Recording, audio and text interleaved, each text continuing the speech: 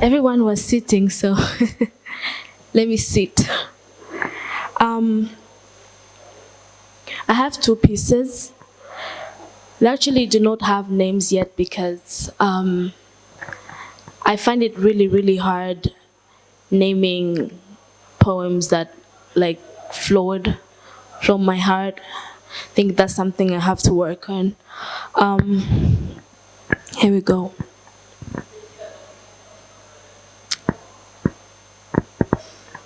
It was dark. It was cold.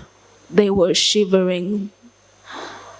They were running. They were hungry. They were weary. And they were tired. Tired of running for their lives.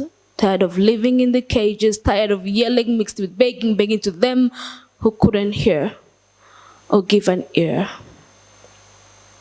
Begging to be spared, being called cockroaches yet repped. I mean, the sky, its color had turned red crimson like the red velvet. Young, the old, they all died simply because of how they were born. So I always wondered, where would I be back then? Would I have run in the ditches? Would I have hid under the cracks? Would I have cried for my mother to stop and be beside me? Would I have called my best friend? Where would I be? I never stopped thinking, wondering of how life would have been better with them. But then I remember that we were not uprooted. It was just some branches that were cut off, branches that meant so much. But here we are, we have grown and we have borne fruits, fruits that everyone enjoys. So I chose not to be closed in the smaller box of hiding and running, trying to fit where I no longer fit. This is how I feel whenever you say that genocide never happened. Excuse you? Now listen to me carefully. When you think of Rwanda, I want you to think of my home, their home, our home. I want you to think of a survived nation. I want you to think of light. I want you to think of hope. I want you to think of healing. I want you to think of resilience. Yes, dark. It was a dark moment. Sad. It was a sad moment. Staying there, no, we shall not. But remembering, yes, we shall do. So it never happens again. That's the first one.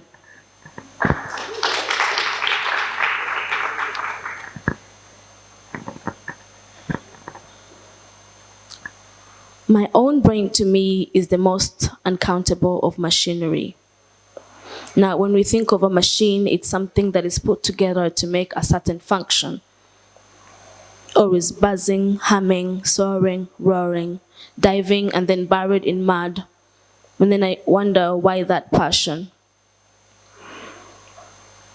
It's just some feeling that I have that I wish we can never go through those terrible times again.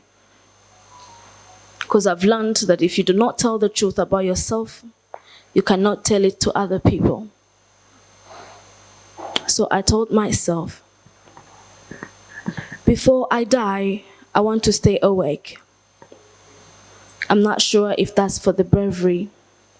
So if you ask me about myself, I will say I'm just a girl with a terrible history. I'm just a girl who will tell you of how much effect, how much dying, how much chaos, how much yelling, how much crying that happened in my nation. I'll tell you that I'm just a girl who wished things were different. And I will tell you that I do not just remember, but I remember the days, the 100 crazy days. I remember 30 years back. I remember those moments. I remember the people. I remember their unshielded hearts that were stolen from their bodies. I remember the dreams unachieved that were stolen. I remember those babies that had dreams of becoming something that was taken from them. I remember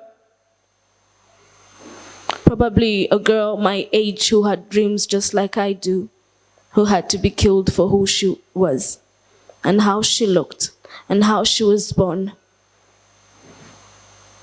I remember.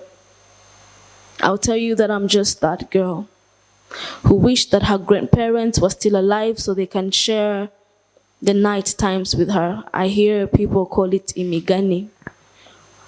See, I remember, and I'll tell you that I wish that I was that girl who was at least taught about how they lived, because no one stayed to tell the story.